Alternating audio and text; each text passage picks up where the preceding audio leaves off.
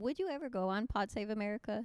I mean, I don't know. Like on principle, no, because I think that like so the way a lot of like that world works is, people do go on their ops shows, Mhm. and you kind of realize it's pro wrestling after that. Yeah. You realize, okay, no one's actually trying to do good in the world. That kind of proves that it's about self-interest, because like I've been invited on shows run by people I fucking hate, and I turn them down every time because I go, at the end of the day, this is making content for you. It's also Yeah. neutralizing any criticism of you Okay. by showing that just tacit approval, like legitimization, right? By doing so. I think it would be funny to go on Pod Save America because I named my podcast after them, and I know they have to know who I am at this point, and like we hate each other. There's a lot of comics that have been on both of our shows, which is kind of interesting to me.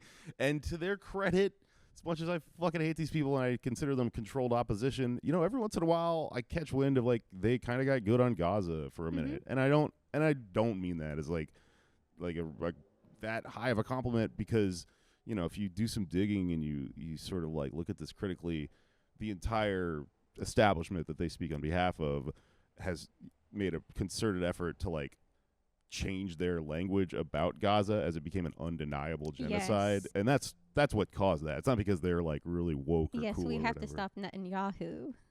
Yeah, it switched around to that Yeah. and stuff like that. And now they do very cleverly couched language like that. So I get, so ultimately, no, that day, the first time I saw them say something good about Gaza, it occurred to me like, oh, is this when we should do like, give an olive branch or whatever? And there are a lot of people in like the alt left media world, like, well, I'm not gonna fucking out anyone for this, but like, there's a lot of like prominent left journalists who did start, going on their shows and collaborating with them when they did that, and like offering them positive like reinforcement, I guess is maybe the idea. And that's cool, but I think my philosophy is that's actually going to come back to bite you in the ass. Like, you should kind of stick to your principles and this sort of thing. I guess I would just like to see, like, if you or someone farther left was on a show like that, and then, like, you say something super left, and then they have to actually agree or disagree, or... That's a good point, actually. I mean, that's the other thing. So, like, this is kind of an unanswerable, like, thing. It gets revolved around over and over again, this question.